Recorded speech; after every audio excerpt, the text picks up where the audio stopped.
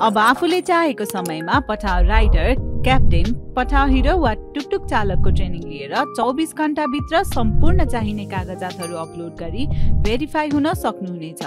सर्वप्रथम आफ्नो ड्राइभ एपको बायाँपट्टि रहेको मेन्यु अप्सनमा जानुहोस् र ड्राइभर ट्रेनिङमा क्लिक गरी देखाइएको ट्रेनिङबाट आफ्नो ट्रेनिङ टाइप सेलेक्ट गर्नुहोस्। त्यसपश्चात अप्सनल र कम्पलसरी ट्रेनिङमा क्लिक गरी त्यहाँ रहेको सम्पूर्ण भिडियोहरू हेरेर पठाउको फिचर र सर्भिस बारे बुझ्नुहोस्।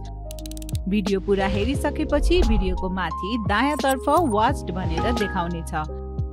अब यसरी सबै भिडियो हेरिसकेपछि माथि रहेको टेक क्विज बटनमा क्लिक गरी देखाइएको नियमहरू पढ्नुहोस् र स्टार्ट द क्विज बटनमा क्लिक गर्नुहोस्।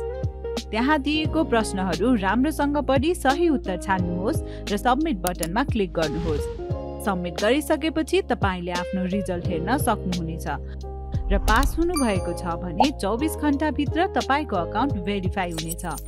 ट्रेनिङ फेल भएको अवस्थामा भने कुन क्वेशनमा फेल हुनुभएको छ त्यो भिडियो राम्रोसँग हेरी पुनः एक्जाम दिनुहोस्। यसरी तपाईले जुनसुकै समयमा पनि पठाउको ट्रेनिङ क्लास लिएर आफ्नो अकाउन्ट भेरिफाई गर्न सक्नुहुनेछ।